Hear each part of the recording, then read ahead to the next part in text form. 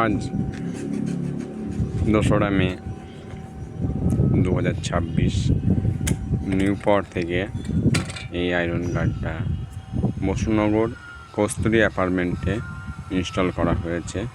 আর একটা ইনস্টলেশন চলছে ওখানে নিউপোর্ট থেকে, প্লাস এইটা আগে ইনস্টল করা হয়েছিল নিউপোর্ট থেকে।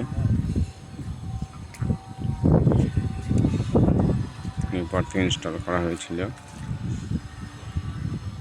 আর একটা রয়েছে ওইদিকে,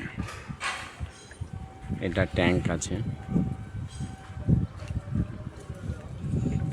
এই লাইনে পরপর 3টে, একটা কাজ চলছে আর 2টো কমপ্লিট, আর একটা আছে এই লাইনে।